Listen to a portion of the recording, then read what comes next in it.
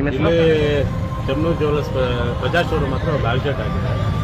ಇದಕ್ಕೆ ಮುಖ್ಯ ಕಾರಣ ಏನಪ್ಪ ಅಂದರೆ ಎರಡು ಬದಿಗಳಲ್ಲಿ ವೆಹಿಕಲ್ ನಿಲ್ಲಿಸಿರ್ತಾರೆ. ಇದನ್ನು ನೋಡ್ದಂಗೆ ನಮ್ಮ ಪೊಲೀಸ್ ಡಿಪಾರ್ಟ್ಮೆಂಟ್ ಅವರು ಇದ್ದಾರೆ.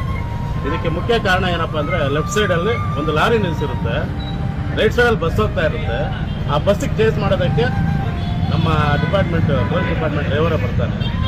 ಆ ಗಾಬರಿಯಲ್ಲಿ ಏನಾಗುತ್ತೆ, ಮುಂದೆ ಲಾರಿ ಇರುತ್ತೆ, ಲಾರಿ ಇದ್ದಾಗ ಫ್ರಂಟ್ ಬ್ರೇಕ್ ಹಾಕಿರ್ತಾರೆ, ಹಾಕಿ ಬಸ್ ಕೆಳಗಡೆ ಸಿಕ್ಕಿರ್ತಾರೆ, ಅವ್ರ ಪ್ರಾಣನೇ ಕಳ್ಕೊಂಡಿರ್ತಾರೆ.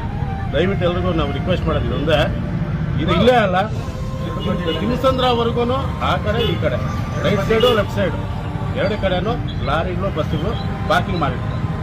ಎಲ್ರಿಗೂ ಅನಾನುಕೂಲ. ದಯವಿಟ್ಟು ಇದನ್ನು ನಿರ್ಮೂಲನೆ ಮಾಡಿ.